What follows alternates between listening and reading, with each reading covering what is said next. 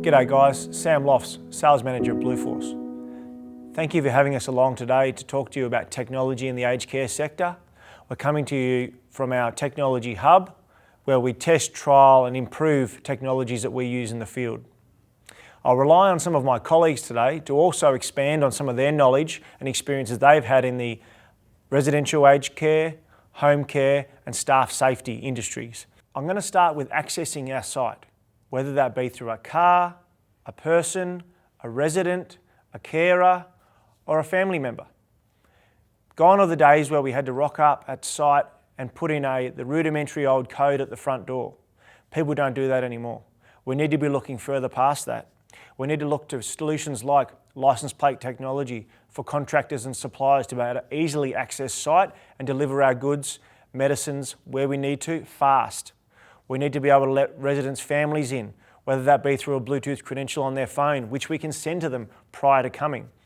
We would also integrate with that a COVID-style screening process.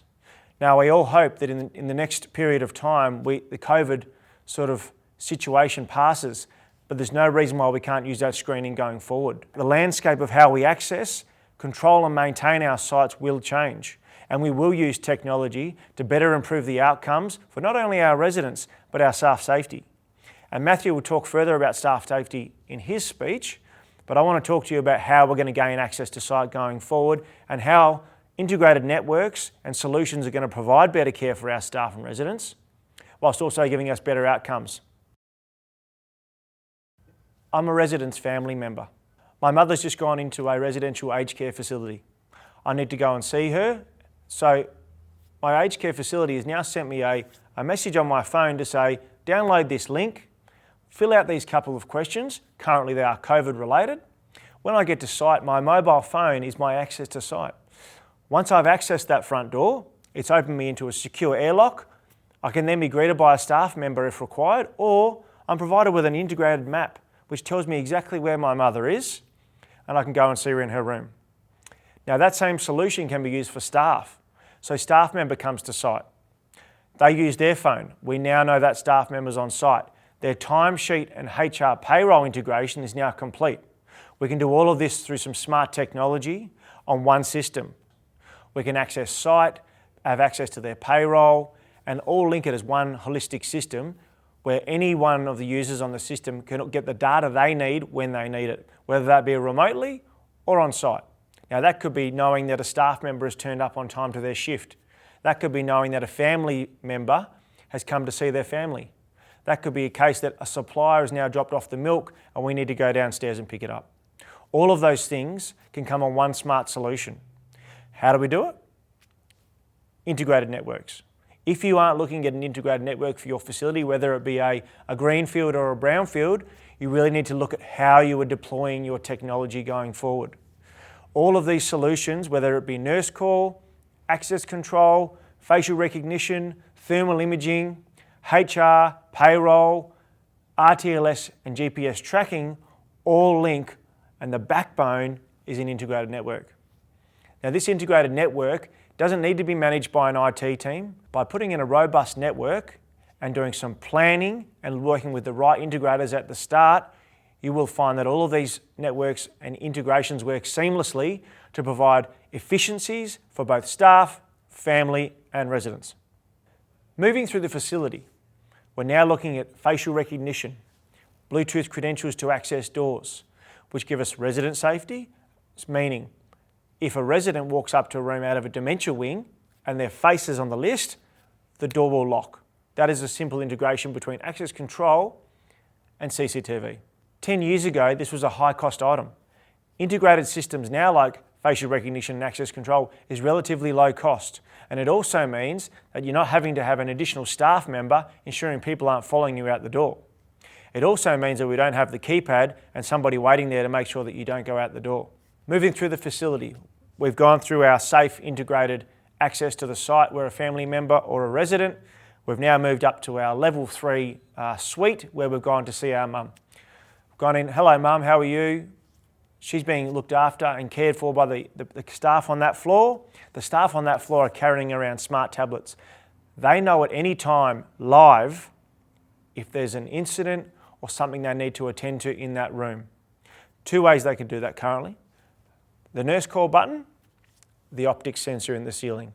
The optic sensor is picking up abnormalities in the room.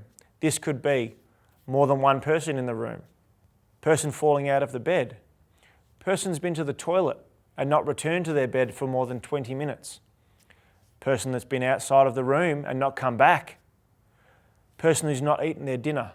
The dinner's been put up there for them and they haven't touched the dinner. What do? We have all that data there. We can provide that data to a family member, to the staff, to anybody that needs it. And then we use that data to get better outcomes for our residents and our staff. Gone are the days where we need to go on, knock on every single door and see if they're okay and turn the light on and wake them up and give them a restless sleep.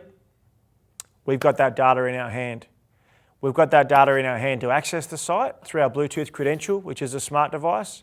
That same smart device is providing us the data to give our residents better outcomes. It's also helping us with our care plan. Everything is here. Where does it all go back to? Our integrated network. Whether it be voice, data, care plans, food and dietary requirements, all of that information is here in our hand. We don't need to go back to the nurses' station. Going forward, I'd like to see that we don't have particular nurses' stations because our staff are out on the floor looking after and caring, which is what they're there for. Our family members that are coming in, we're getting notified. Oh, Mrs. Smith's come to see Mr. Smith. Oh, hello, Mrs. Smith. We know they've came in because our facial recognition camera has to pick them up at the front door. It's unlocked the doors for them and in they've come. How much of a better customer experience can we provide by doing the little things? Yes, there's an investment to put this technology in, but the outcomes far outweigh the costs. I've given you our holistic view of how we see residential aged care working in the future. We could go into the finer details of nurse call or access control or intercom or facial recognition, but that's not what we're here for today. I'm here to give you an overall view of where we see it going and the technologies that are here now, the technologies that you should be looking at. I'll now pass on to Steve Lee and Matthew Doeg to further continue and discuss how, once we've left the aged care facility, or before we get there, how we can provide staff and family and people in the home better outcomes. Thank you.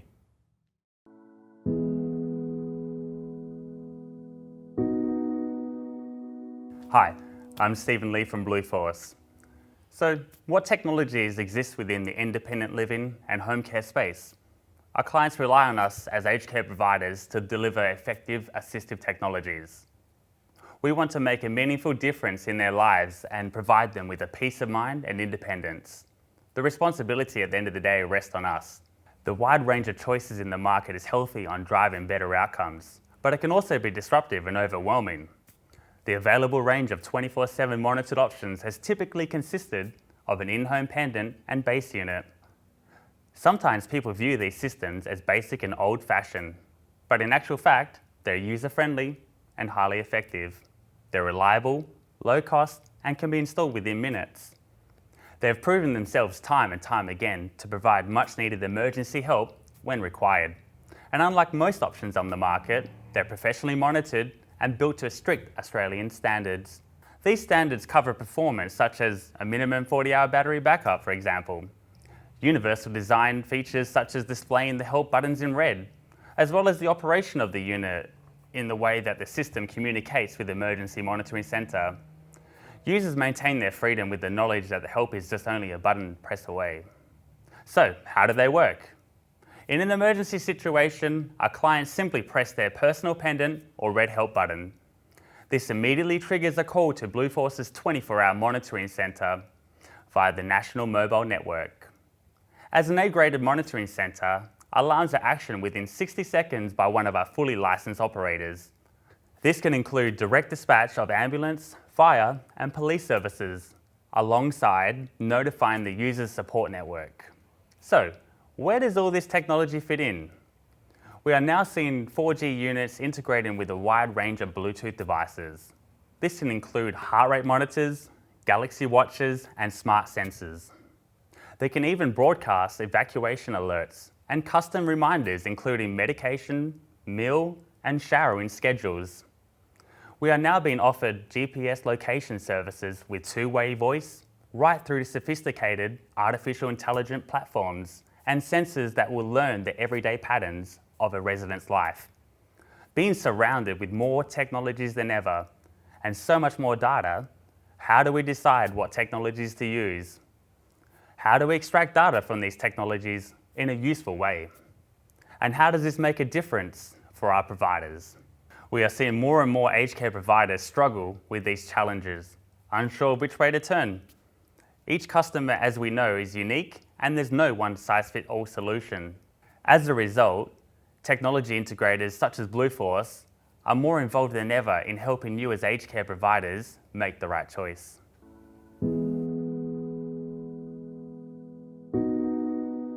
Hi, I'm Matt for Blueforce. I work in business development and specialise in the aged care and retirement living markets. And today, I'm going to talk to you about your staff safety.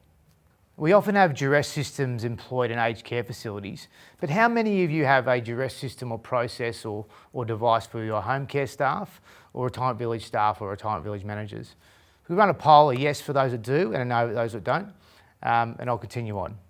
While you're doing that, I'm going to talk to you about some ways in which our current providers manage their duress protocols for home care and retirement village managers or staff specifically.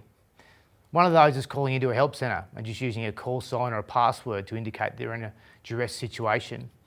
And because of their workflow management system, they've got an app they use which has real-time location services activated and they know where to send help. Others have a duress application built into their workflow management app that they do to conduct their everyday activities. Probably the most common way we use duress is via a GPS device. They're discreet, they're held on the staff member and they're pressed if they're in any sort of trouble. That sends an alarm to the monitoring centre. We call back in and can establish what the emergency is, or even just listen into what this is happening. An SMS can also be sent out to a hunt group, so your operations staff know what's happening. However, all these devices are reactive measures, where we only get an alert after an event. So what can we do as a preventative measure? I wonder how many of you out there have got dash cams, and what's the reason you've got a dash cam? I'd say it's to document evidence of an incident or accident whilst you're on the road. Similarly, we can do the same thing in aged care or retirement. So here comes the controversial part or the taboo part. How many of you out there think we'll be using body cams in home care or even goggles or glasses to record the interaction between us and patients? So let's talk about a real life example with some not so real life characters. This is Betty. Betty was living on her own until a family member fell on hard times because of COVID and needed somewhere to live.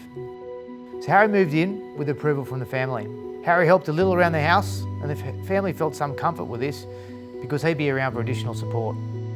This is Jackie. Jackie is Betty's home care support worker who visits once a week to help with the cleaning and some sores that Betty has developed on her legs. Everything was going swimmingly until Harry started to become abusive towards Betty, claiming the service provider was not up to scratch. It was suggested that he was either mentally unwell, possibly drug affected, and may have even wanted to sabotage the service because he wanted the carer's pension. Jackie quite rightly reported the abuse and mediation with the family was undertaken and the service recommenced, but then again, so did the abuse. The issue was, it was the care worker's word against the family member's word, and Betty was particularly vulnerable and needed the care. We were working with this home care operator on a suitable GPS alert pendant for the staff anyway, and heard of the issue. So we suggested that the next staff member that was going to resume the service for Betty wears a body camera for clinical and quality management purposes. The body camera also doubled as a duress device, whereby if pressed, an alarm event is triggered to the monitoring centre and audio-video of the incident streamed live. It is the goal that it never gets to this point. However, we suggested this solution as research shows that rather than provoke the aggressor, the wearing of the body cam has the effect of disarming the aggressor.